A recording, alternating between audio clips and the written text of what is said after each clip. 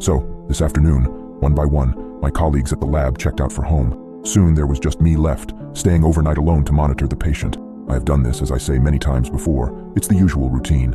I turned on my personal laptop and checked emails and so on. Can't use speakers or headphones on the chance that patients call out or make a noise during the night. Can't risk missing something like that. I was reading something online when I first heard footsteps coming from the corridor. I didn't think anything of it. Probably one of the patients had woken up and had to use the restroom or something. I was immersed in the article I was reading, when suddenly everything seemed to stand still as the realization hit me. There were no other patients in the sleep lab tonight. Just me and coma guy. My head turned to the monitor instantly, in the dubious hope that maybe the patient had woken up. Nope, still on the bed, unresponsive, like a log. The footsteps were in the corridor, and they seemed to be going towards the sleep room. I swiveled in my chair and scrambled to the door, in long, hurried steps, almost leaping to it. I opened it and peered out. There was no one in the corridor. Just to be safe, I checked the nearby rooms, including the vacant sleep rooms.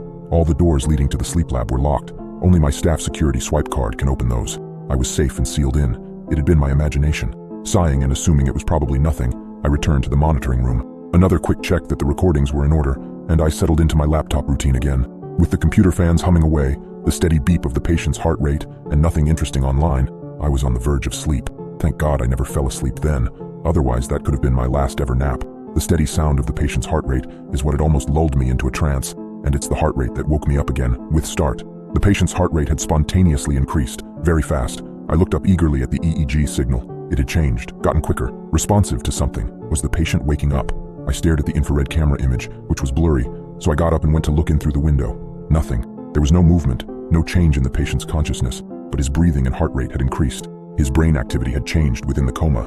Was he experiencing hallucinations? I stared at the stationary figure on the bed for some time in the darkness. And then, something within the room moved. At first, I thought it was the shadow of the cabinet on the other side of the room, but the shadow was moving, creeping. A black mass, creeping slowly towards the bed.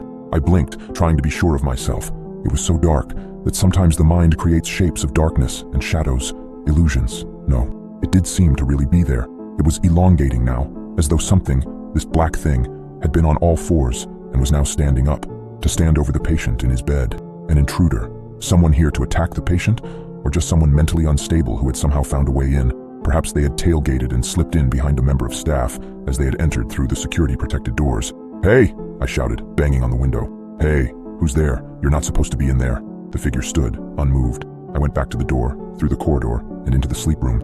I turned on the light. No one was there. There couldn't have been time to escape. If they'd exited the sleep room, they would have run into me in the corridor. How odd. Most likely a trick of the darkness. Just to be certain, though, I checked underneath the bed, and in the ensuite bathroom, and in the cabinet for good measure. Everything was in order. I looked at the patient in bed. I was now standing over the bed in the same way I'd imagined the shadow had done. The patient's breathing had returned to his normal pace. I went back to the monitoring room, and I looked at the screen displaying the camera view. I rewound the recording back a few minutes. There was nothing on there, no shadow. Everything was just like usual. Empty room, with the patient in the bed with nothing moving. Either my imagination was just playing with me, or I was experiencing some extreme hallucinations. In the back of my mind, I started panicking, but tried not to think about it, putting it down to just the darkness playing tricks on me. At this point, I could have never known how much worse things were about to get. I sat down at my laptop again, not really able to concentrate anymore on the article I had been reading. I decided I needed some light relief.